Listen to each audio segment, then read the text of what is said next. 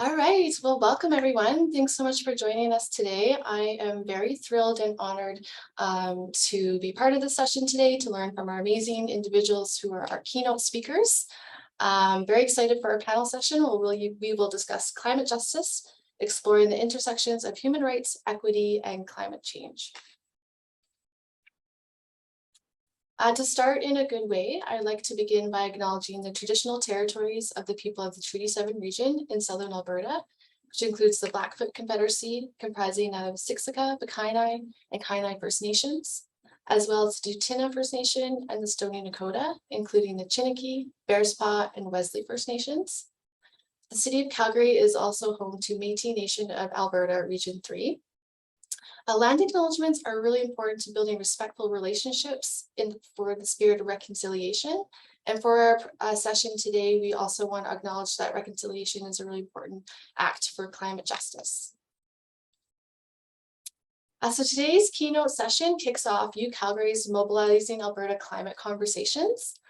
With this speaker series, we aspire to engage the UCalgary campus community and Albertans in transformative conversations on climate action, by mobilizing climate change expertise from diverse perspectives and worldviews that are critical for implementing impactful and equitable climate solutions.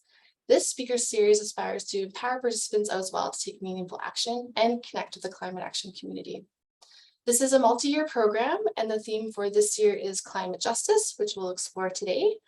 Our next panel session will be on sharing diverse perspectives on just energy transitions. So you can refer back to our Mobilizing Alberta Climate Conversations events page, which is on the UCalgary Sustainability page. Before we move into hearing from our wonderful moderator and our guest speakers, I would like to share with you these ethical space guidelines to be mindful of when we move into the Q&A part of the session. This will help to create a respectful space for dialogue. The ethical space offers a framework for creating respectful conversations between diverse people in a way that upholds each other's integrity and honors our differences so we can have real human-to-human conversations. So even though you won't be able to voice your questions to the panelists today, you will be able to do so through the Q&A function, and we just want to ensure that we help create this ethical virtual space for that dialogue. And this idea comes from the teachings of Dr. William Ermine. He's a professor with the First Nations University of Canada. And today we've adapted his teachings. So we will respect and value everyone's voice. We will participate in conversations on equity, anti-racism, and discrimination in good faith. So we do welcome diverse perspectives on this topic. However, if we do notice some questions are purposely disrespectful, they will not be answered and potentially may be removed from the session. But we don't think that'll be an issue today, but just in transparency and to help create that ethical space, I share that with you. So we practice curiosity. We're going to be active listeners and seek to understand each other. We'll practice humility in our learning about equity, diversity, inclusion, and climate justice. And we will uphold each other's integrity and dignity. We'll be accountable to these guidelines. Okay, and so just briefly here, I just wanted to note that conversations and lived experiences around climate injustices, colonization, and systemic oppression can bring up grief and difficult emotions. So here is a list of resources if anyone would like to seek support. I know I do have grief and difficult emotions around these topics, so I thought we would share this with you as well. And here's some resources specific to climate grief support. Okay, just before I turn it over to our wonderful moderator, here's our agenda for today. We're going to listen to some amazing keynote presentations by Dr. Deborah McGregor, Dr. Deb Morrison, and Larissa Crawford. We'll then have a Q&A with our moderator, Sharon Masher, and then a Q&A with our audience. And there you'll be able to put your questions in the at the bottom of the Q&A function should be on the bottom of your screen. So I'm very happy to introduce Sharon Masher. She is a professor in the Faculty of Law at UCalgary and an honorary fellow at the University of Western Australia. Her research focuses on environmental law, particularly climate change law. She is a review editor for Frontiers in Climate, climate law and policy, and a climate governance expert with the Canadian Climate Law Initiative. So welcome, Sharon. Ooh, sorry.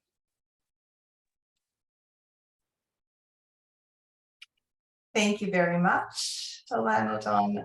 It's a real pleasure to be here today to welcome everyone to this panel and to moderate some of the discussion.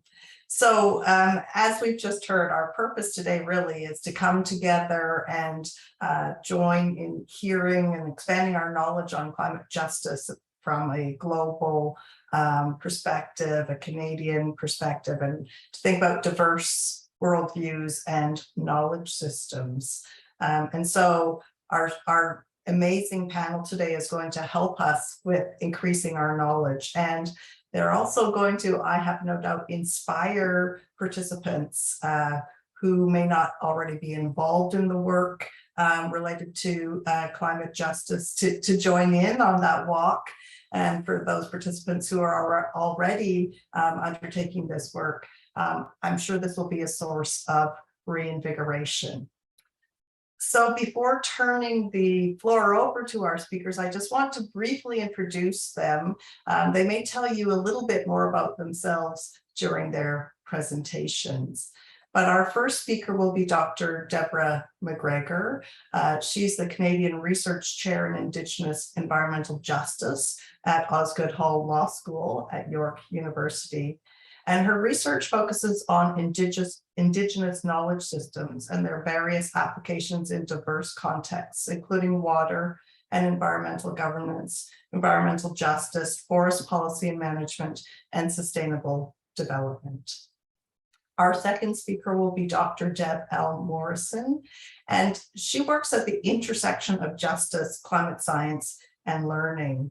So Dr. Morrison is a climate and anti-oppression activist, a scientist, a learning scientist, an educator, a mother, and I forgot to check, I believe, a locally elected official. There was an election, I understand, in the recent past, and many other things alongside.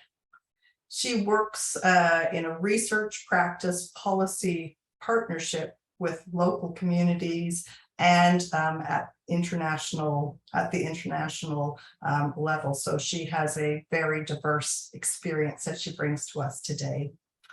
And our third speaker will be Larissa Crawford, who proudly passes on Métis and Jamaican heritage to her daughter Zira, and is a published Indigenous anti-racism and climate justice researcher, policy advisor, and restorative circle keeper with over 14 years of experience. She's the founder of, is the founder of Future Ancestors Services, a youth-led professional services social enterprise that operates at the intersections of climate and racial justice. So we are so lucky to have this collection of amazing women today on this panel, and really look forward to engaging in this conversation.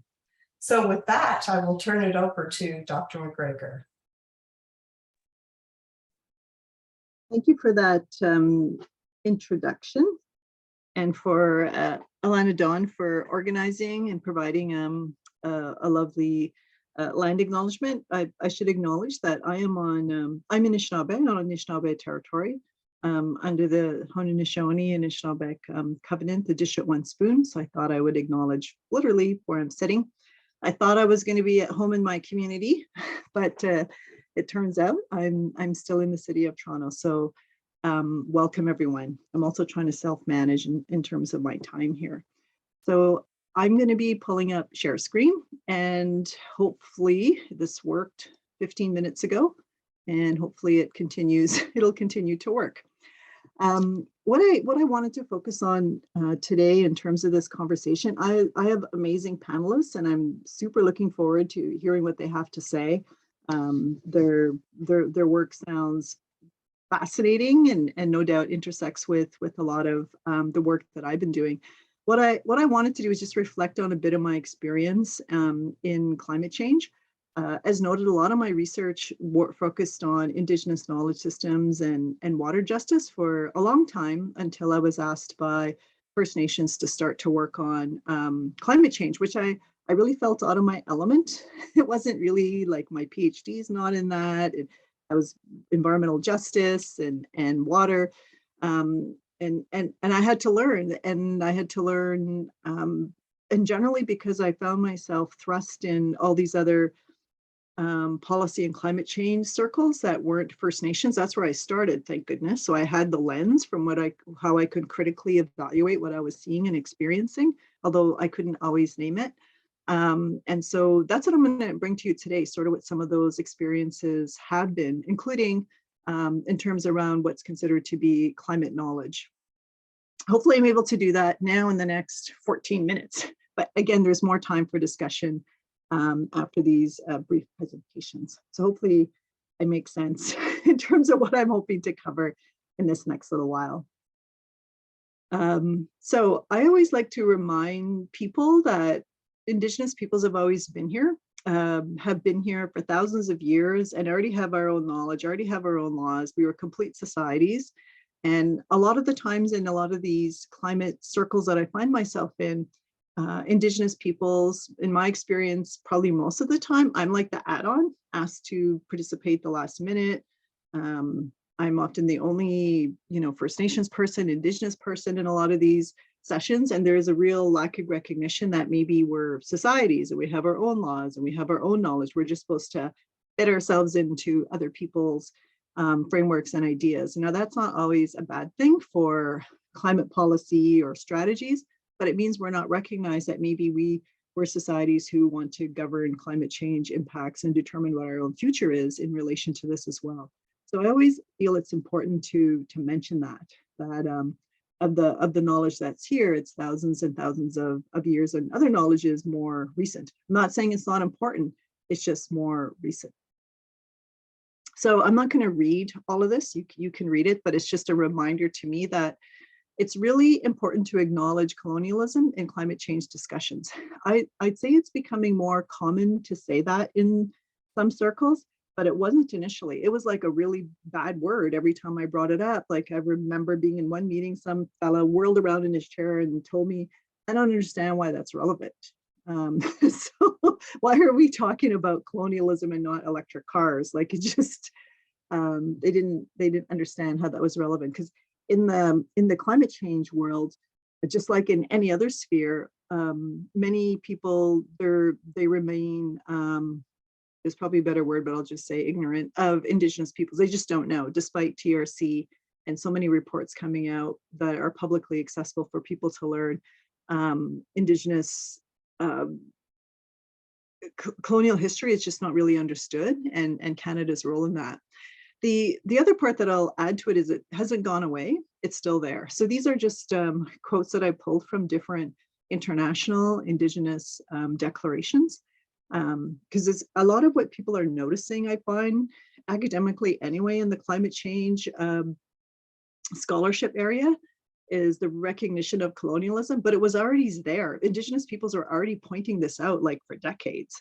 It just took a while for the scholarship to kind of catch up to that. So it's very relevant. I always called it the other C word. There was always climate change, carbon, but really, bringing up the word colonialism made a lot of people very uncomfortable. Again, I always point this out because people don't understand what this history of cultural genocide, the policies that existed in Canada and continue to exist, how are those relevant to climate change? And so you'll know, this panel and folks here might be aware, but I find it's something that I have to explicitly bring up time and time again. So same with anything that these reports into the murder and missing Indigenous women and girls in 2019 pointed out the same thing, that that colonialism was a very specific, and genocide was a very specific policy objective in Canada. So it remains our context for climate justice. It hasn't gone away, it's still ongoing.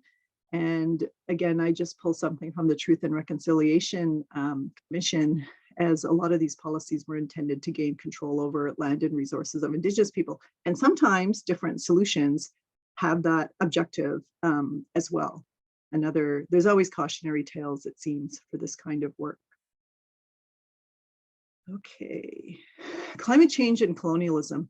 So what has this done in terms of Indigenous peoples in Canada? To summarize, basically what it means is Indigenous peoples face climate change and impacts and structural inequalities brought on by colonialism. So for example, potentially through the internet, people can't respond in the way that they would like to climate change because you're constrained within a geographic area. Indigenous peoples in Canada have health disparities structurally also imposed. And so you already have like these differences in terms of health impacts for Indigenous peoples. Indigenous peoples also have a close relationship to the land for I'll just say for livelihood and well-being, and that's severely disrupted through climate change.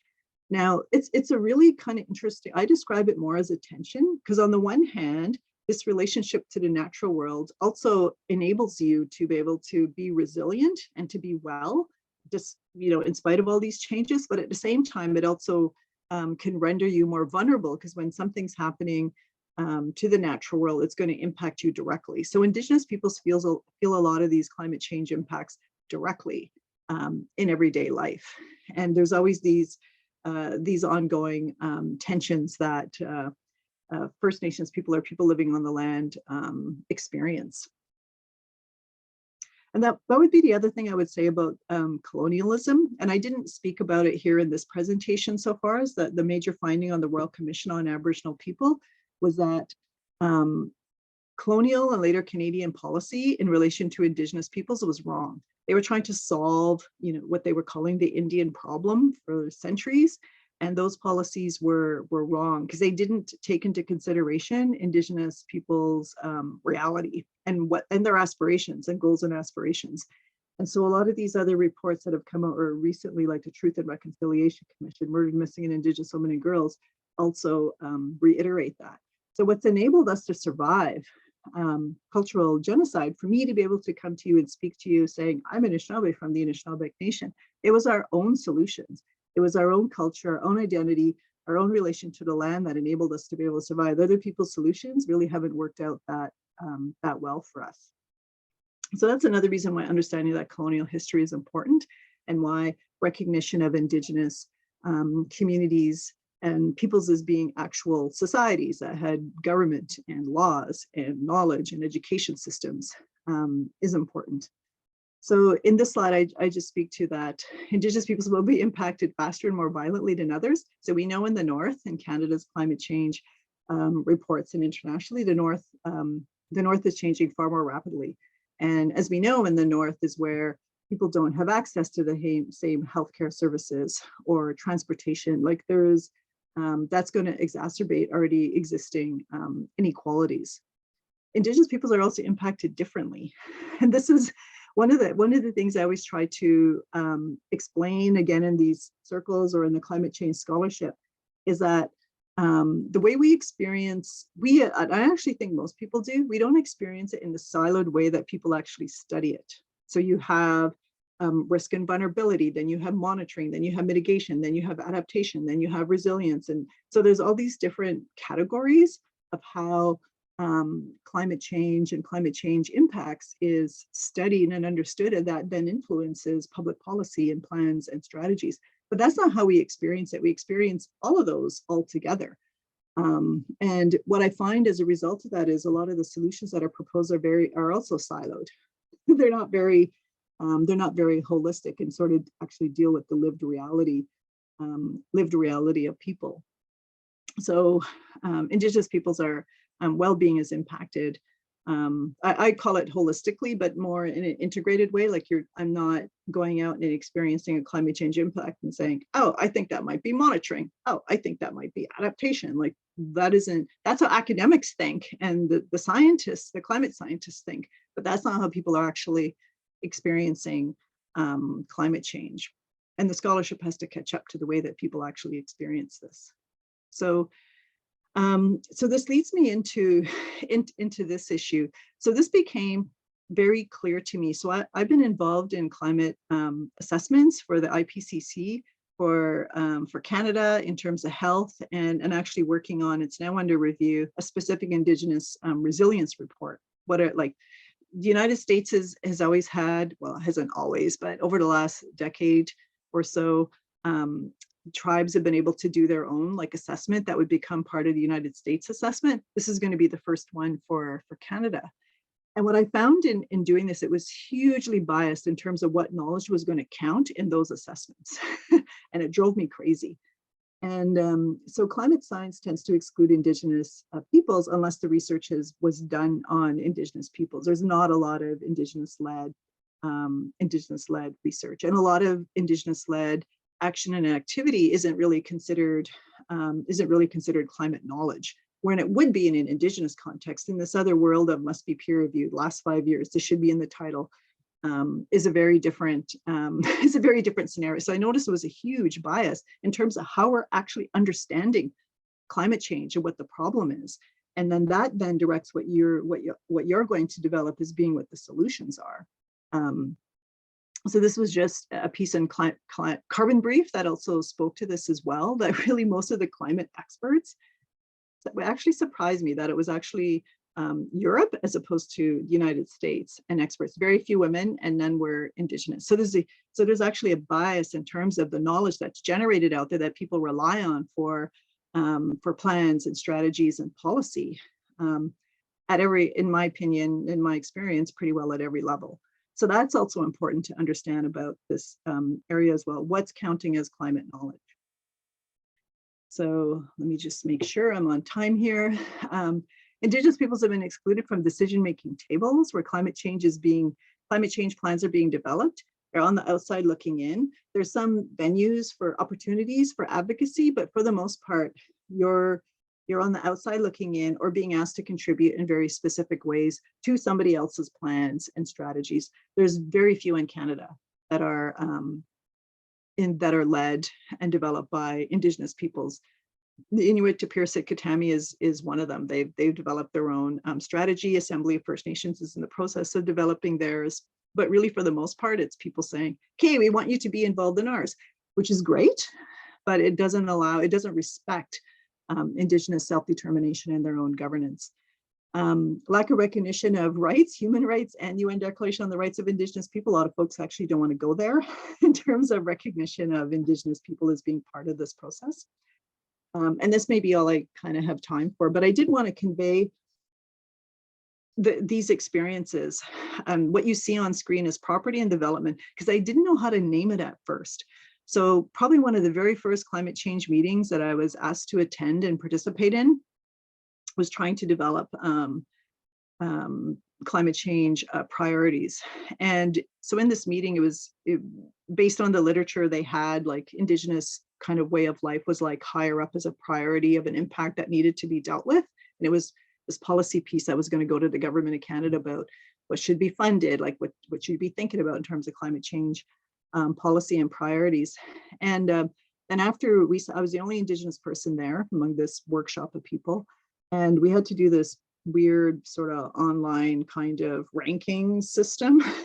And then after that whole scenario of the group doing that, Indigenous way of life went down quite dramatically. And what rose to the top was property, like wealthy people's property, let's say on the coast of BC or places like that.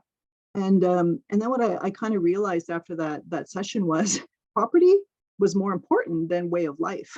And that was a big wake-up call that there's so much focus on property and infrastructure. And I can see that infrastructure for the North, but really it was kind of to protect people who already were very well off in terms of their property, and people who are the most disadvantaged in the country dropped in terms of a priority, like how could property be more important than a whole way of life? But so that was sort of a big wake-up call. And I've been in other spaces where that's happened, where I just think, wow, property is more important than actually people. The other was development. And so So in other meetings, what I would hear is there would be these climate sort of solutions being proposed, and there might be some. Oftentimes, I go like that doesn't work.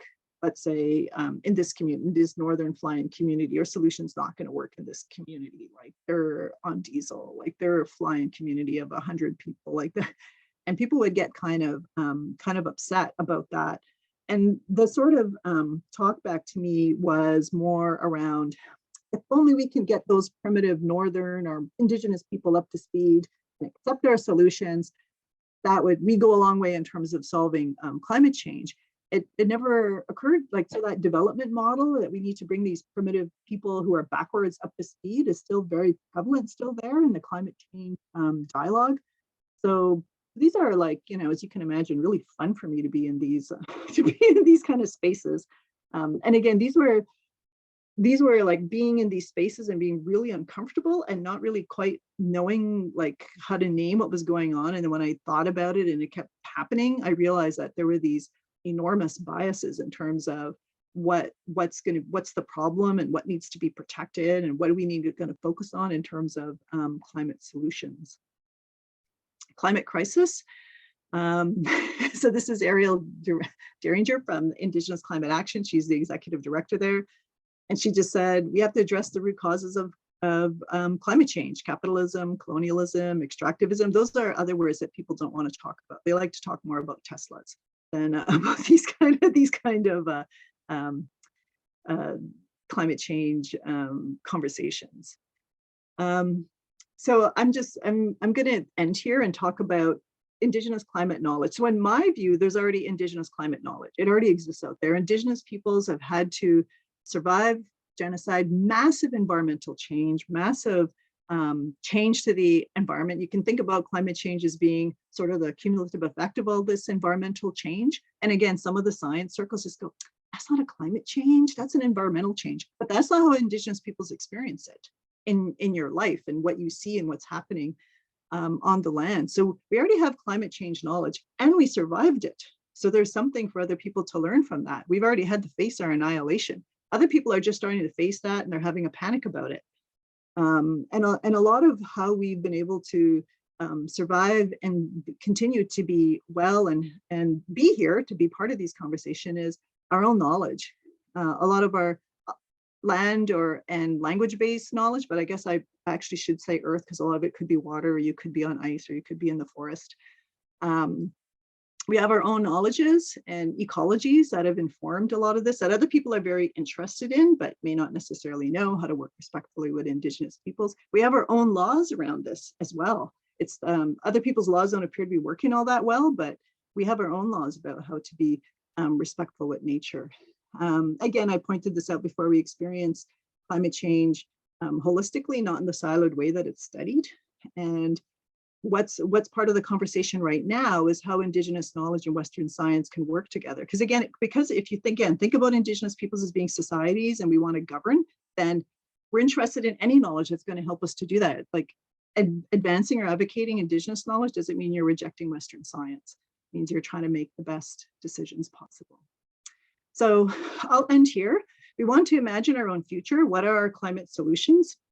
They can be scaled up and they're going to help other folks as well. We can feed into these other processes once we're supported and recognized as actually being self-determining, and that we want to also govern climate change in our own communities rather than just like that being completely ignored and then all we're going to do is feed into other processes. So I'm going to stop there because I think my time is up.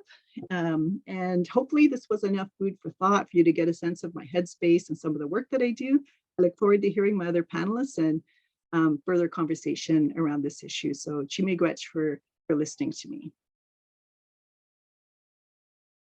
Thank you so much, Deborah. I'm already bursting with questions, but you know how appropriate that you focus our minds on the fact that the colonial project is really where we should look when we think about the root causes of climate change, and continues to be implicated as we push forward with this extractivist mentality, and yet we prioritize property through the colonial project as well when we think about responses. So clearing space and recognizing other knowledge systems and other laws is a really, really important message. So thank you very much. I'm sure we will come back to some of those thoughts, but for now I'll ask Deborah Morrison to speak.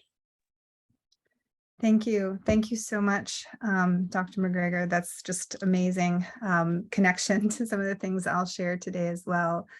And if I can just get clarification, Alana, if you're going to project the slides or if you want me to. I could share them, or do you think it might be easier if you do? I'm disabled. Why don't you go Okay, ahead? sure, I'll go ahead and share them. No problem. 1 second. Thank you. So what I would like to do to start is just to acknowledge that I'm here on Wasanich territory on Stayas, which is in English Pender Island, in the Sinchothan speaking peoples region of the Salish Sea out in British Columbia. And I'm very grateful and privileged to work and live in this space and in collaboration with various folks inside the Wasanich nations. So today I wanted to really touch on a couple of different pieces, and I really enjoyed how Dr. McGregor sort of connected her personal trajectory into this work. So I grew up in this region.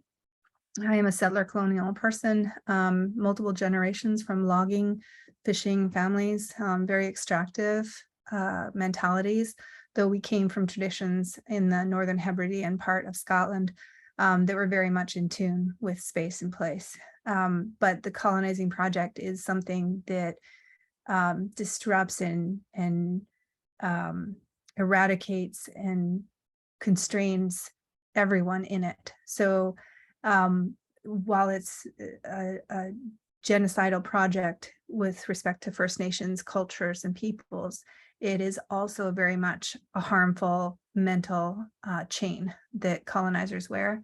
And I personally have worked a lot with people who are in the settler colonial positionality to help them learn and think about what they're doing, understand histories of place where they are, understand their own complicity and responsibility to change the ways that they are in those spaces. So I wanted to ground us in some documents that came from the histories that Dr. McGregor talked about. So if we can advance. In 1991, there was a set of principles written into text, though they were based on millennia of work in First Nations and decades of work across the world. They were initially written down in the North American context as the Principles for Environmental Justice. And then in 2002, the international justice community pulled them together in something called the Bali Principles for Climate Justice. And these resources help provide some language around what we're talking about when we say the words climate justice or environmental justice. They're not the definitive singular definition, because I think we need to push back against those types of singularities, but they are helpful to start to get our head and minds and hearts around what those things are. To distill some of them into the pieces that I want to talk about today, I want to focus on some of the principles that were pulled out that the Mary Robinson Foundation, next slide please, that the Mary Robinson Foundation also has named and that are very much inside those original 2 documents. And they're the idea that climate justice is fundamentally about the participation in decision-making, and that the voices of the most vulnerable to climate change must be heard and acted upon. I want to reframe that vulnerability, because it's not only about vulnerability, it's deeply about these knowledges that have been oppressed or erased, and how we actually recenter power and shift the power structure so that we don't frame people as victims, but wildly different, that we think about partnerships and how people are collaborating across different partnerships as equals, as knowledge holders. So that's very, very important. In terms of this last principle, it's about this partnership. So, and partnership not in the extractive sense that has been named, but in the truly collaborative sense of seeing the knowledge, the resources, those how did she say it, your own solutions, like how those solutions are brought to the fore and considered with lots of different traditions of science, of ways of being in the world. And so these principles are actually at the core of a lot of the work that I've been engaged in around the world and that I engage in locally. I am actually a locally elected official. So yes, the election was last week, so we were successful on that. So on the next slide, we can see that if we frame climate justice in this particular way, it allows us to ask a lot of really important questions. Things like who's involved, who's not involved, who's at the table and who should be there. How is equitable participation in decision-making supported? It's not enough to just bring people together. We actually have to challenge people's biases. We have to open people's minds about different ways that knowledge is in the world and that different knowledges have value. That's an argument that we actually have to make, especially in the scientific community, because scientists often see Eurocentric science as science and fail to recognize other traditions of science, such as Indigenous in North American context, and also across the world. There are many, many Indigenous cultures around the world whose knowledges are critical to their well-being and to owning this power shift that we need to make as a broader global society. The other thing here is about how are people in systems learning about the issues and possibilities. So we need to make sure that people who are currently in powerful situations are learning enough so that they can see what they don't know, what they need to know, who they need to know, how they need to build those relationships, while at the same time not taxing people whose work it is not to do that. So it is not my Indigenous colleagues or my colleagues of color and other contexts' responsibility to teach settler colonial people or white people how to be better partners. It's people like me's responsibility to do that. And so how do we start to build the capacity in the system to be able to have these ethical and equitable partnerships? And then when we're thinking about how are inequitable impacts of action and inaction being taken into account, so we have to think forward as we start to define solutions. Who gets to define what those potential impacts of the new solutions are? Are they going to create new inequities? Is doing nothing going to create inequities? And how do we actually define that? So though all of those things require us to work in the collaborations that shift the current power dynamics. So the area that I've been working on is something called ACE, Action for Climate Empowerment. Go ahead and advance, thank you. And I've included a tiny URL here to a brief that I wrote in collaboration with Dene Espinoza, Isati Cintron Rodriguez, and Pasang Dolma Sherpa. And those folks are from around the world in different contexts and really thinking about this core element, which is now called Action for Climate Empowerment. And this program was originally in the UN climate change documents. Basically, it was the idea that if we're going to talk about climate change globally and we're going to try and do something about it, then we need to figure out how to mobilize people to learn collectively, to learn peer-to-peer, to community in different ways. And originally they had these 6 elements on the outside of this ring. So education, training, public awareness, public access to information, public participation, and coordination of networks. And that was defined in 1992. I think of that as learning and learning to mobilize climate action. However, justice was never explicitly named in this work. And so what the authors of this brief did is we considered this program globally and in all the instances that we've seen it implemented. And we thought, okay, what would it look like if we actually had a justice lens at the foundation? And it really came to things like collaboration and partnerships. How do we actually hear different types of knowledges and use them and weave them together in ways that are going to be local decision-oriented solutions? And so that brief, I think, can be really helpful for folks. And to many of the points that Dr. McGregor made, it's really about what knowledge counts. How do we help ourselves understand bias in the knowledges that we have and in what we discount as knowledge? how do we understand the contextualization of local environments, both physically and culturally, and how do we adapt and make decisions based on those differences? So I think of this sometimes as the colonization of the mind.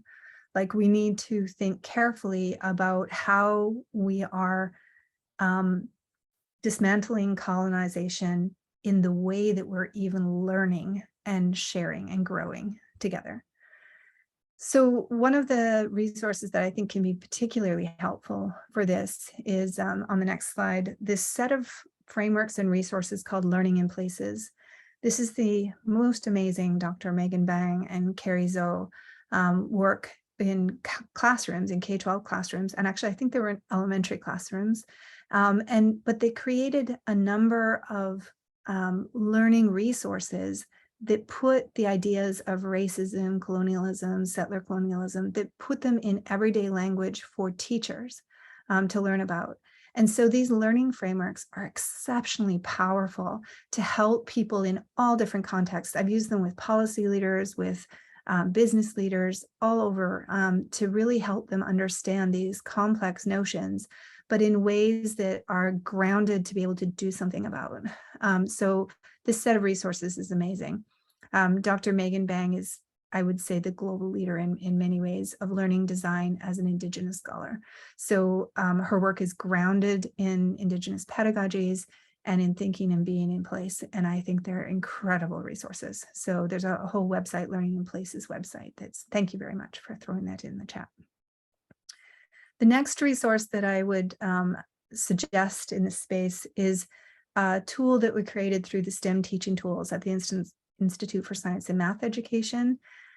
This helps people understand their own positionality as they move into and start designing learning for each other in the context of climate. We've used this extensively in the context of climate. But again, this is a basis of equity and justice as we're learning. And while we designed it originally for science teaching, because science has so much power that we were trying to get into the space of disrupting singular scientific understandings of knowledge, it does help us think about components of learning that are deeply cultural. So what about multi-generational learning? How do we think about centering racial justice? How do we get out and think about outdoor connections to ecological caring, decentering humans? And so there's a number of different resources that are getting developed around this that also can really help people learn. And it's what we call infrastructuring. So we're providing resources to really ground learning. And again, while these resources were developed for K-12 contexts, learning is a life-wide journey. And so we've been using these resources with all sorts of folks in different contexts. As we start to dive into this, we always hit despair, and we want to foster hope, but we want it to be authentic hope. So if we can advance. When we're thinking about authentic hope, I often I jump to Bettina Love's book on anti-racism teaching, which is it's about abolitionist teaching, and she talks about Black joy in that context, and that is the joy to struggle collectively towards a goal of emancipation, a goal that values people as whole beings. And that work, I think, is a more authentic idea of hope than often what we see in sort of the white neoliberal environmentalism. And so these couple of resources that I put here are grounded in that perspective of Indigenous, Black, people of color kind of efforts to really think about anti-oppression work. And the All We Can Save project in particular is a feminist project, which has a number of online resources to really help people think through and understand different perspectives and knowledges. The next resource is a resource that really allows people to think about, and again, this was developed for social studies teachers out of Oregon with the Zinn Education Project. But the interesting thing about this one is that they have been building a set of vignettes of climate activists, and they are very intentional as they think about who to highlight to engage in the justice work of highlighting those folks at the front lines who are deeply intersectional in their justice approaches. So there are many Pacific Northwestern, Canadian, and your US people highlighted in this effort. And I want us to think about, how do we do that? How do we actually illuminate the work that people are doing in community? As was mentioned earlier, there are a number of Indigenous communities across the world with amazing solution-centered efforts that weave together different forms of knowledge and highlight local innovations. And we need vignettes like these vignettes of those efforts to help other people see and amplify that work. So I included this slide not only so much for this resource, but because of the idea of how we actually can engage in work to amplify the efforts of those in Indigenous spaces and intersectionally. The point was well made about the idea of, when we talk about climate justice, it's often framed differently. We can hear it as health. We can hear it as, access to housing or economic sustainability in different places. That is what justice looks like when you're in a local context. It's not the singular. I love that example of, like, it's not, oh, look, I'm measuring something right now. It's very intersectional in the way it appears. And we have to listen carefully in those spaces to understand what is the language of that space and what's the need of any given community to be able to understand and define for themselves what climate justice looks like in that space. So just a couple last points. One about as we cross boundaries, as we cross community boundaries in these conversations, there are resources like the CLEAN resources that I would say it's one of the best sort of Western science-centered efforts that is bridging different forms of science. They are working with folks like James Radlingleaf out of the Lakota to really think and work together with different forms of scientific traditions to help people learn in community. The top climate resources are also about that. How do we actually deeply instill justice in the way in which we even talk about climate as we're starting to share learning with each other? How do we, when we hear climate that sounds neutral and objective, like the electric car issue, how do we actually ask the right questions and probe more and work together to find more deeply justice-centered solutions?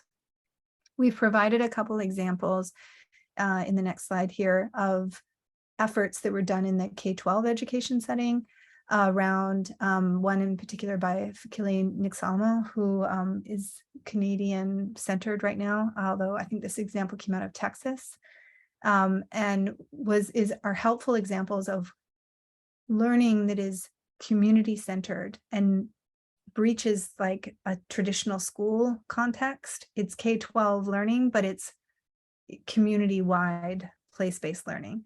And this type of learning is the kind of thing that can actually be the groundswell for intergenerational learning for a whole community.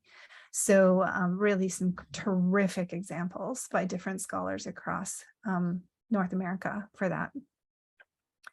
So as a final comment, I'll bring it back to this image, this idea of learning and climate empowerment. We all pretty much hate the word empowerment in this this frame, because climate empowerment implies that people themselves are not powerful, and that's not the intent of what we would name as accelerating just climate action. We actually think that everybody has core power in the work that they do. And in particular, Indigenous communities have these long histories of knowledge in place and deep cultural resources, language resources to transmit that knowledge in different ways that have to be sustained, have to be nurtured for and of their own rights to be under UNDRIP, under just basic humanity and holistic folks. And when we look at the UNDRIP principles, there are multiple principles that connect to this idea of knowledge sharing, knowledge generation, And I was looking back through this just, before I came to talk with this about UNDRIP. UNDRIP to me is a living document that we see implemented in our everyday decision making that we have to consider constantly. So learning around that is really important. That's the UN Declaration of the Rights of Indigenous People. And so one of the ways that we might want to go forward is thinking about how do we build collaborative hubs that are foundationally sharing power in a way that has UNDRIP at the core, and thinks about the right to participate, which is Article 18 in UNDRIP, the right to participate in decision-making in matters that affect rights. And so that's essentially everything when it comes into play with climate change and environmental justice. So I will pause there, but really considering all of these different components as we design forward for how we share and learn together and as things emerge that we're trying to address as a society. Thank you. Thank you very much, Dr. Morrison. There are obviously such great synergies with Dr. McGregor and incredible resources that I'm sure we'll all be going back to. I'm going to be reaching for the Authentic Hope resource right away. So with that, I'm going to turn the floor over to Larissa Crawford, and then we'll come back and explore some of these synergies.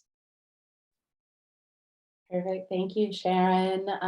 Danse Larissa Crawford Dishna Gashun, Calgary Nuikim, qui n'y fait mi benedinguation puis Jamaica Nuikon.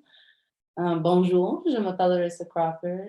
J'ai une ascendance métisse de Penetangwation et une ascendance afro-caribéenne de Jamaïque. Cette présentation va être seulement en anglais, mais si vous voulez faire des questions en français, des commentaires en français, s'il vous plaît, faites-le. Hey, I'm Larissa Crawford, and I'm really excited to be here today. I've learned so much from both of these doctors in the past. Especially, I've written papers citing your work, and I'm very excited to be here alongside such brilliant people who are truly shaping this work, not only in what is currently Canada, but around the world. And I'm also very happy to hear that what I'm planning on presenting today is very aligned with what we've heard today. Especially when Dr. McGregor at the very beginning was speaking about how what we regard as valuable knowledge, how it becomes a barrier, not only to people within the workspace, but to our work outputs, to our climate action. Really hit home. And when I think about how I was able to put this presentation together, it really comes from a point of sitting down and thinking about the harm I've experienced as a young Afro-Indigenous disabled person in environmental and climate policy work, in research, in national level policy negotiations, and in government, working in and alongside government. And so much of the harm that I've experienced and the source of how these policies, how our work outputs cause harm, even though we're trying to do good work, is rooted in what we consider valuable knowledge, valuable science. And that's a consequential relationship. The way we relate to qualified knowledge, the way we relate to what is unbiased and what is biased is all shaped through our worldviews. And that's what I really want to talk about today. Are specifically settler identities and worldviews, to build on everything that we've heard today and give a bit more of I guess the concept. I'm a bit more focused on the conceptual side, and this knowledge has really helped me in not only identifying what I'm navigating around me, but also being able to name it when I see it, whether I'm being affected by it or not. And so I want to talk about worldviews because worldviews shape our identities, our lived experiences, our values. It's all informed by who we are and our social, political, economic context. And it's a lens through which we form our truths. And when I say truths, I'm saying plural, because there are different truths. And I think that in Braiding Sweetgrass, one of my favorite books, one that I'm sure many of us are familiar with, by Robin Wall Kimmerer. She writes in this very short quote, a very powerful kind of acknowledgement of worldview and consequential relationships. So in the settler mind, land was property, real estate, capital, or natural resources. And we see this enshrined in policies, government, the way our real estate sector is set up.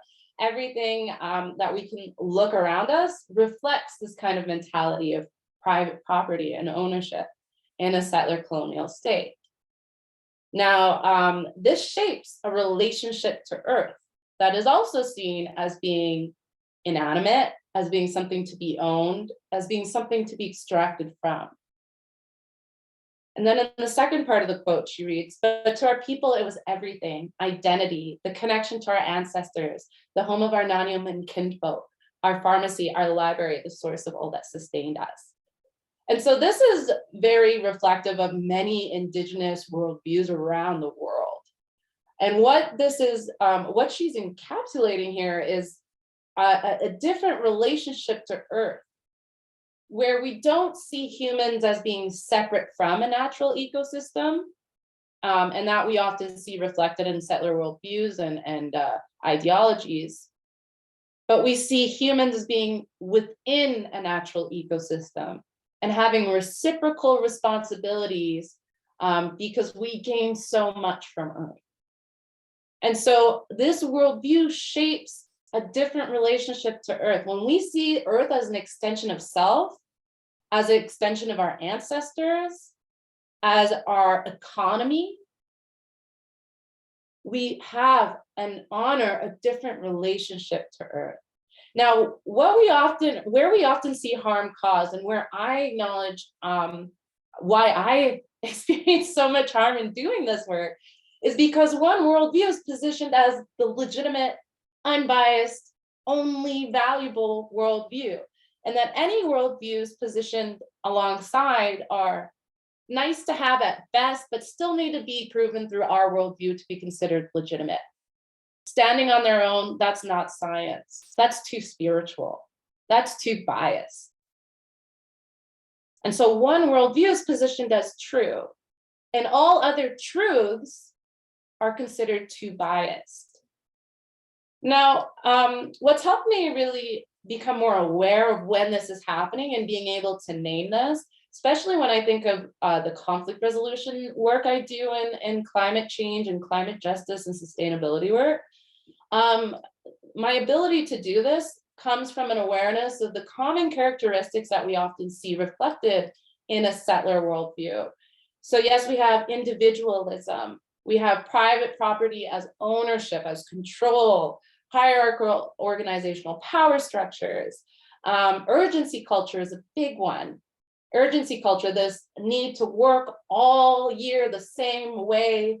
Our bodies are expected to do the same thing all year round, while ignoring our natural connections to Earth and the changing seasons. My ancestors didn't work the same way all year round. They worked and had a system of honoring the time of year and the way the natural world changes our circumstances, our bodies, our energy, and the type of work we need to do. And then we also can't lose focus and a historical understanding that the reason Canada was created as a settler colonial project was to extract resources. And the policies and government imposed on us, imposed on these lands, imposed on my ancestors, was done for the purpose of controlling and stealing land and extracting those resources from it to send back to our imperial powers. So if we even think of the way and why Canada was even formed, we can very clearly see that climate justice has everything to do with everything. We can't just silo this work to sustainability section, because the ways our policies, the ways our ideologies, the ways our media and education have been normalized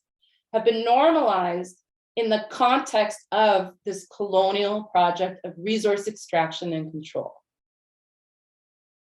Now, I find it's also very useful to be more aware of maybe how we contribute to harm, and then naming how people are contributing to harm, whether you're a settler or not, has really helped me in navigating this historical context and understanding our roles in contributing to climate justice in ethical and effective ways. And that often starts with the conversation of who is a settler. We often don't stop to acknowledge settler colonialism in the context of our lives and who we are and our identities. And so there was an article published in Vice in, I believe, 2019, Who is a Settler, according to Indigenous and Black scholars. And it was a very comprehensive breakdown of a number of different scholars' opinions on what a settler is. And I'll share a few here. Originally, I used a binary wherein settlers were all non-Indigenous peoples. However, that approach is reductive. And so we're seeing harm caused when a term isn't adapting to a more modern context. Chelsea continues, now I recognize that other people can come from here and settle on these lands and be folded into the settler colonial project that is Canada. But settler colonials, by definition, occupy lands and impose their legal orders on everyone. Immigrants from Somalia, for example, do not do this. It's not a bright line definition. So when I say settler colonial, and when I say a settler identity, I like to acknowledge the European descended socio-political majority. This is clear to me. I know that sounds very jargony, but it helps me also acknowledge that the colonial project is continuing. Settler colonialism and the project of bringing people from the colonial imperial power, bringing them to Canada to settle and naturalize on these lands, that didn't just stop. That's a continued project. That's a continued effort. And the way that Chelsea has defined it in this way has helped us acknowledge that it is still happening. The settler colonial project is not in the past, it's happening right now. And so when we think of where we come from, where our ancestry comes from, and what role we play in creating what is currently Canada, for me, it helps to understand kind of and be more aware of these nuances that I don't consider someone from Somalia as a settler, because they have not come here to occupy our lands and impose their legal orders on us, the way many, again, European centers have. Now, settlers benefit from the privileging of having their worldviews imposed upon the lands and bodies of everyone living in these lands. Again, this feels comprehensive to me. This helped me really kind of give language to that process of, okay, that worldview is nice, but it needs to be proven through our worldview in order for it to be legitimate. Because we need to make sure it's not biased, it's objective. But again, Western science is objective. And so this really helped me kind of acknowledge that process of privileging knowledge and the ways that it happens through the continued settler colonial project. Now, finally, this is one that that added a new dimension to my understanding of settler colonialism and settler identities. I think in the last few hundred years, the term has taken on a different layer where it also now means comfort. I'm not settled in, I am now settled in, and I can erase the fact that I am foreign or different. And now this is definitely a privilege that not everyone who immigrates to Canada experiences. And now I've taken it upon myself to build prisons and build walls and construct laws and taxes and forms of governance as if I am native. Because I am settled, because I am comfortable, I've been here long enough that I have somehow forgot that I am still foreign. This is not to devalue or delegitimize people's ancestral connections to the land, but this is to acknowledge power and comfort that is not afforded to the people who are Indigenous to these lands. This is all very relevant when we talk about climate justice, Because when we talk about climate justice, we often say we often say humans did this, humans need to do this. And yes, we are in a collective battle to address the harm of climate change, but we also need to be intentional about who we're talking about when we say the word we. I'll say that again. We need to be intentional and specific about who we're talking about when we say the word we. And I'll leave that there for now. I want to present another worldview here, and I'm wrapping up in the next few minutes. There's a word in my language that speaks to these issues, Wakotwen. Today it is translated to mean kinship, relationship, and family as in human family. But at one time, from our place, it meant the whole of creation. And our teachings taught us that all of creation is related and interconnected to all things within it. Wakotwen encompasses the act of being related, a worldview that everything is related, and a set of laws or obligations around how to conduct good relationships. Now, this is coming from Elder Maria Campbell in Wakotwen in Action, which was a 2018 paper out of the University of Alberta. And this is a beautiful kind of summary of a worldview that acknowledges relationships, acknowledges that, again, we're in a reciprocal relationship with the natural world. And to suggest that we are outside of that ecosystem is an effort of not acknowledging our responsibilities to that ecosystem and the impacts of our actions. And so this is just one worldview, but in what ways are a worldview like Wakotwen invalidated by a settler worldview? This is a question that I've seen so much innovation come out of when working with government, with think tanks, with students, with grassroots activists. These kind of questions are where we see innovation take place and where we see a deepened understanding of barriers in our spaces. Now, I finally want to just really acknowledge that we do not all share in an ability to honor our relationship to Earth, an ability to honor and acknowledge the validity of our knowledge. And this stems from the threat, and in many ways stems from the threat that our worldviews poses on, again, the settler colonial project of extracting natural resources. Again, from braiding sweetgrass, whether it was their homeland or the new land forced upon them, land held in common gave people strength, gave them something to fight for. And so in the eyes of the federal government, that belief was a threat. Again, the way we relate to Earth becomes a threat. I also want to tie this in and acknowledge the transatlantic slave trade. And my ancestors, my indigenous ancestors who were stolen from Africa, brought to stolen indigenous lands and forced to extract resources. The rural enslaved population of the antebellum South had an intimate and cooperative relationship with the natural world, one that enabled them to develop critical skills and maximize their chances of successfully escaping slavery permanently. Further, the Southern plantation owners had increasingly removed themselves from the land and had a much more remote relationship with the natural world, a factor that made it more difficult for them to control their slave labor and find fugitives once they escaped.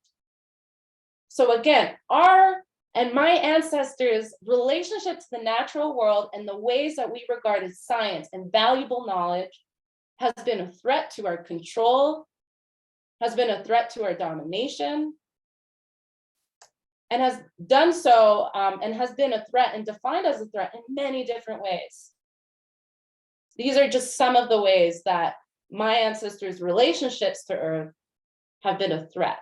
And because of that, ideological tools like positioning indigenous worldviews as being too biased, too spiritual, at best nice to have, is one tool that is used to delegitimize our claim to valuable knowledge and our claim to protecting Earth in ways that we've related to it and her for time immemorial.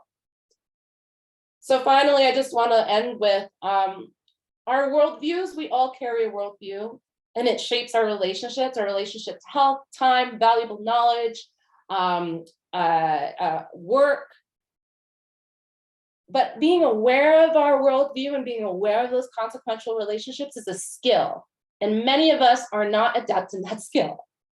And so practicing, asking the questions that I've shared, reading some of the documents that I've included in the slide deck that you'll have access to after, having these discussions with your teams, with yourself, doing mind maps, including these in your introductions and in your course materials. This is going to be a process of building that skill, of encouraging others to build that skill. And as you build this skill, you're going to see that you have a better ability to address the root causes of the harm that we're seeing in the climate justice, climate action movement.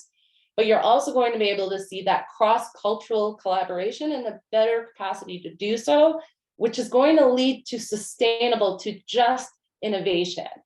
And that to me is what's so exciting about doing this work, but also underscores the importance of doing this work for ourselves so that we're engaging in the decolonization practice of assessing our own worldviews and how our relationships have been shaped by colonial interests, capital interests, and that very violent historical context. So I'll end here. But I'm really excited to kind of continue with our session. And as we're kind of navigating a panel discussion, I'll also try to respond as much as possible in the Q&A via chat.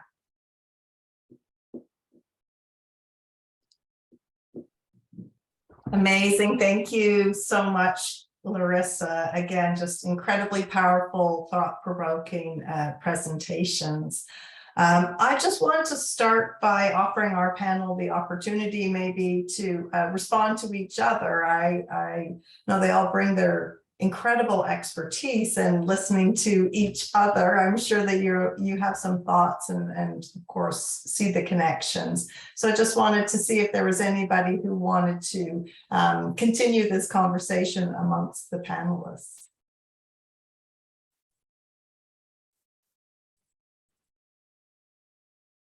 No? Okay, then let me throw out a question. And I mean, listening to you, a real theme, of course, that's coming out of this conversation today is the need to decolonize climate dialogues. And, you know, another really important piece is what information is privileged in doing so, and what worldviews are privileged in doing so. And as a university, I can't help but think that we need to, of course, do our own work. Our students need to understand that they have work to do as well, but institutionally, we need to respond. And I'm just wondering if you were to give the University of Calgary, or perhaps departments or the Office of Sustainability, some sort of short-term homework about how we could really focus our minds on clearing space and making sure that we're grappling with this question of whose worldviews and whose knowledge we're privileging. Where you would tell us to start if you had the opportunity to do so. Larissa, do you want to start? You look like you have thoughts. Yeah, I mean, I shared a couple of reflection questions and resources in my presentation. And we work at Future Ancestor Services, we work with every federal ministry in some capacity, especially NRCan, especially ECCC. But then we also work with a lot of universities, student-led groups, et cetera. And again, an unawareness of why some people's value, work and knowledge is valued over others is a gap of knowledge that leads to a lot of harm and people not understanding where that harm comes from. And so I try to include some reflection questions, and Deb also included, Dr. Morrison also included really great reflection questions. I took a screenshot because like those kind of reflection questions, bringing that to your team and discussing it and bringing people in who can help you navigate those conversations, like elders, like Indigenous students and Black students, bringing the students in to help you navigate those conversations, I think is again, a site of innovation that I'm seeing across what is currently Canada in these spaces. And that's where I'm seeing also the most effective kind of efforts to address why we need to do this work in the first place. Great. Yeah, I mean, we have so many resources around us that we forget to use, particularly from our students sometimes. So that's a really important reminder to again, decolonize our classrooms and not think it's a unidirectional sort of information sharing space as well. Dr. McGregor, do you have anything you wanted to add, or Dr. Morrison? Yeah, what I think I'll add to that. Thank you, Larissa, and your presentation and sharing of resources. Is universities are very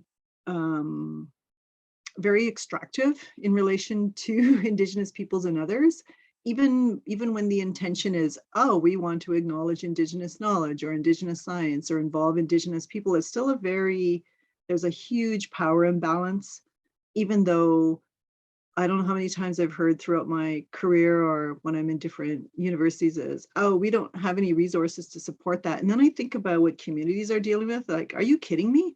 You have like a library, you have like peeps to do all this stuff for you.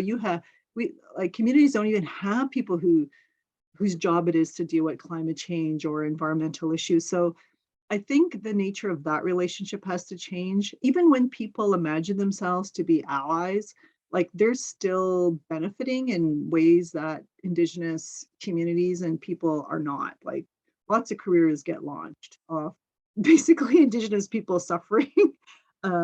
So I think in terms of decolon is that shift has to happen. Like the shift has to happen. Like now there's all this big push in the Climate Science 250 report Environment Canada has around Indigenous-led research. But when you see the examples, like usually we're in little boxes, example 1.1, it's still not. And when I go to conferences, it's still not the people speaking for themselves. It really drives me nuts. I'm like, well, if this was Indigenous-led or Inuit-led or how come they're not here speaking and it's you? Like, I want to hear from them, not whoever. So there's still such a long way to go in terms of truly what does it mean to respect people's knowledge. And so there's often a big effort to bring that into the academy for consumption there, because it is a neoliberal sort of institution. And so it is being consumed, and but not a lot of effort to really truly enable communities to access that knowledge for their own purposes and for their own goals. Like open access, maybe, but I don't know if you read some I don't even know what they're talking about. They're so theoretical. So that doesn't actually address that. Or there's paywall. So people don't have access to the knowledge in ways that kind of make sense to them. And it's held there and generated there. So in addition to what Lisa's talked about in terms of, and I referred to in terms of how, and also Dr. Morrison in terms of how knowledges are how understood in the academy, there's still so much more work to do. I'll just end by saying this, because it was actually Zoe taught in a meeting. I remember being in one. It was Shirk a few years ago, actually quite a while ago now. When maybe it was 6 or 7 years ago, and we were asked that question, because actually literally in my career, people are asking the same question, and I'm like, why are we still have the same question for 4 decades? And like, how come we haven't done any better? And what she said is, institutions have to get themselves ready for us and our knowledge, because we've been sharing this since day one and people still don't get it. They're still asking the same question. They haven't prepared themselves in the way that Dr. Morrison and Larissa talked about. Like people, because I find that when I'm dealing with like allies in my own institution, and I'm not saying they're bad people, they're not letting go of power. They're not. Like so they're gaining still from all of this, like they're not letting anything go.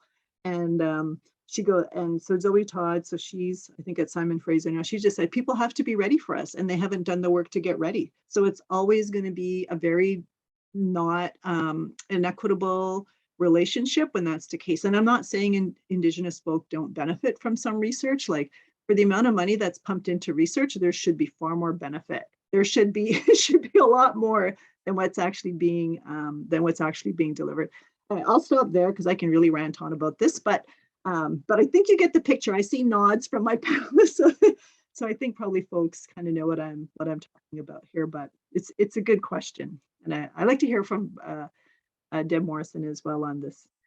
Yeah, I think that's it exactly. The issue is, I don't even think so much that people don't know what to do, that they're not willing yet to do the things they need to do. And so I think about that a lot because, I wake up white every day and like and positioned and privileged, and like the choices that I make every day have to be choices to desettle my own power and to desettle and to shift and think differently. And we live inside a white bubble that is reproductive of me being calm and normal in that space, right?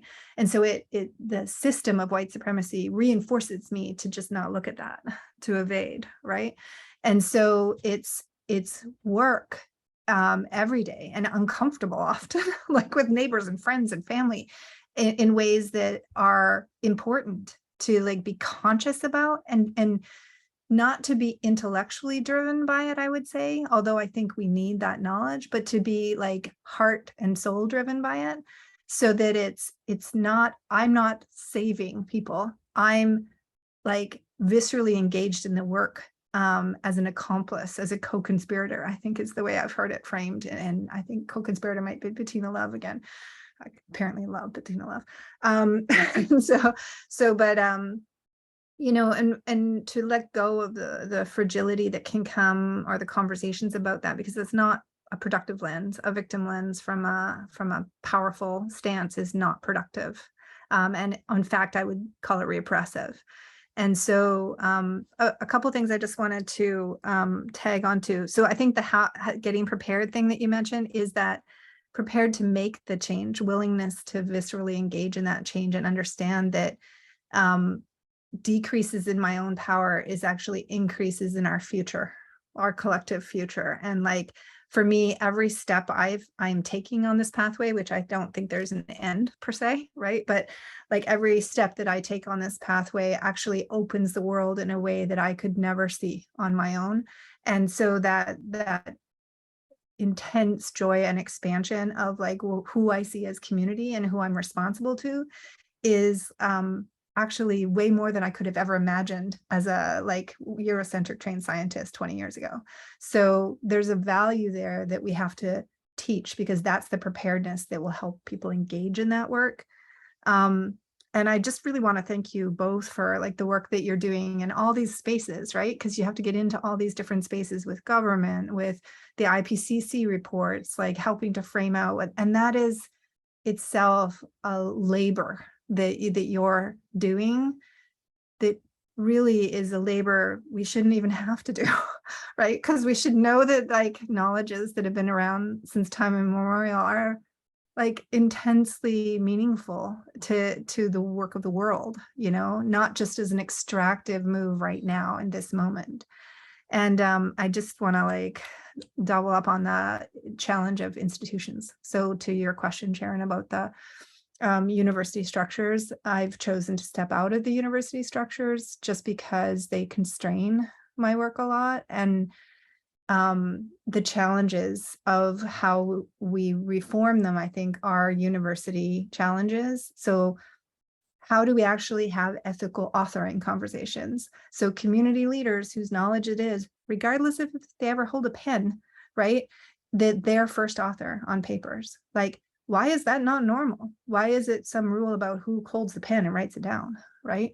And so those types of things need to be new norms that we have to establish university-wide protocols for, and I would say academy-wide protocols for, because in partnerships with community folks in different contexts, there's no way I would ever enter a partnership without a clear stance on how knowledge is going to move in and out of that partnership, who ownership is a weird, Western concept. So how we actually think about that in our space and come to collective norms about that. Because every time I see Indigenous oriented scholarship without Indigenous community authors first, I basically think it's meaningless. So, and like, I know it's not, I know there's value in it somewhere, but it's very extractive and destructive. So yeah, I would say that's where I'd go with that. Amazing. Thank you for those responses. I mean, there's so many words that keep ringing through here, that being settled and being unsettled. And I'm thinking of our manual, and the project really is to unsettle, I think, and to share power and understand reciprocity in our relationships in a way that is unsettling for institutions who are organized in a very different way. There's many people across the University of Calgary working on this project or the Itapatoke strategy, but we're definitely at the beginning of the journey and learning from all three of you, and the sharing of your wisdom today is just an incredible privilege. So thank you for that. In the last few minutes we have here, I would love to turn it back over to see if there's any questions from the chat that we might have time to answer. So Alana, Dawn. Yeah, I was keeping an eye on the questions, and I feel that the panelists, you did an amazing job of answering a lot of them. There's one that maybe we could touch on in the last couple minutes here is, how do we set the foundation for intergenerational place-based learning?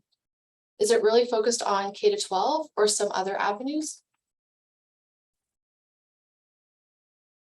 And I can copy it in the chat so you can read it. Do you want me to like say it one more time? No, maybe I'll Okay. just take a 1 minute like response, because I'd love to hear from the others as well on this. So often our structures of schooling right now, the current sort of mechanisms that we have, they are themselves very colonial structures.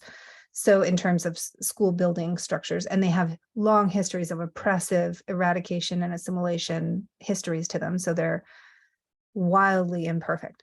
But one of the things that has been going on as a project inside K-12 systems is actually retooling schools to be centers of community, to use that infrastructure and like reclaim it in important ways. And so I would say from that perspective, K-12 schooling infrastructure could be a center of community learning, but only if it's really done in collaboration with communities in ways that pulls apart the colonial aspect to that schooling and moves people into space, into everyday activities that are part of the community. So yes and no, I guess is the answer to that. I'll just briefly add to that by saying I'm sometimes asked this question, and really what I try and encourage young people to do as an educator, I mean, I'm getting them when they're 18, 19 in university. Like it'd be so much fun when they're younger and we haven't educated them out of connecting to nature yet, is is to encourage that, and for them to realize that they will actually have climate knowledge. They'll start to accumulate that because they're seeing changes so rapidly.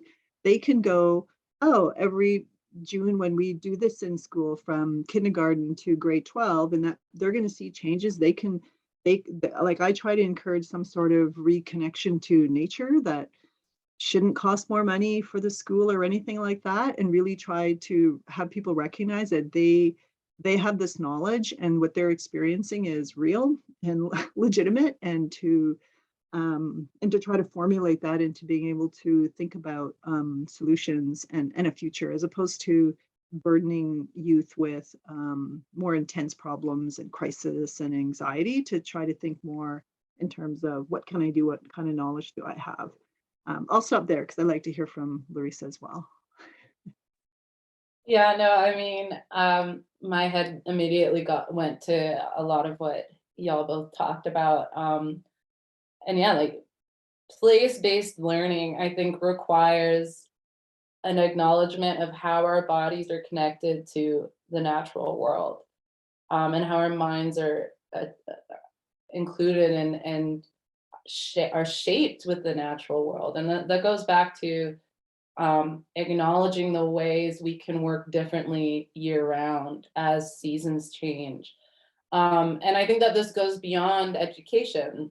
This goes into your workplaces. This goes into how you approach research projects and how you create timelines. A Future Ancestor Services, when we really ask, what does it look like to hold space for place-based learning? It looks like giving everyone the opportunity every season to be on the land and acknowledging that as productive work, whether that's camping, whether that's hiking, taking time to be on the land every season, and acknowledging that, for example, winter and summer are primarily our rest seasons. So we take more time off. We take more time understanding and exploring our relationships to Earth and other sources of information, so that when we do feel invigorated in spring and fall, we have the capacity to do so.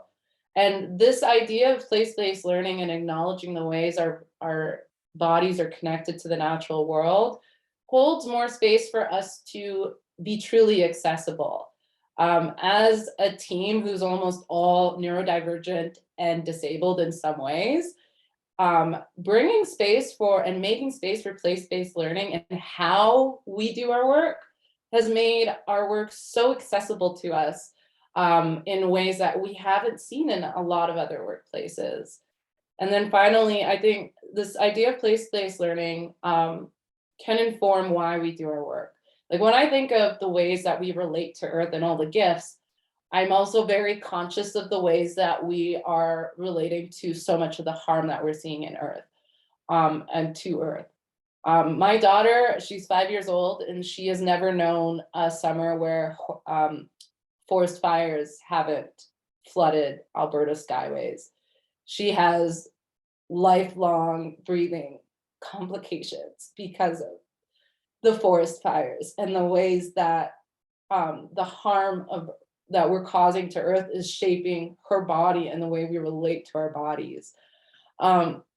That's what I'm thinking of when I do this work. That's what I'm aware of when I'm doing this work. And that makes me better at what I do. And I see this happen time and time again as people become more connected to the natural world and become more aware of how we are in relation with these ecosystems.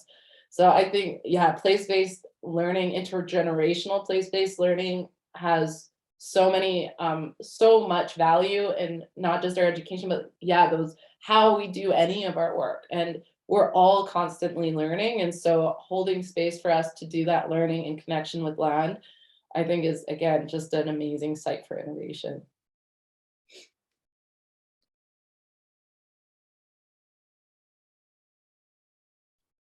I just wanted to say a heartfelt thank you to Deborah, Larissa, and Deb for sharing your wisdom and knowledge with us today. We really appreciate you sharing your time, and to all the participants.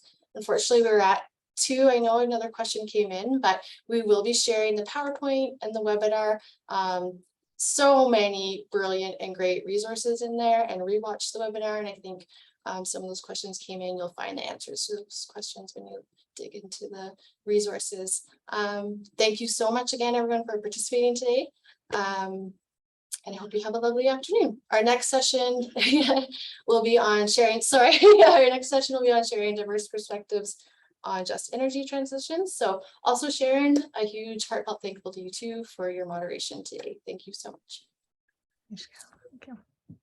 All right, Be great, have a great- everyone. Have a good rest of the day. Thank you all.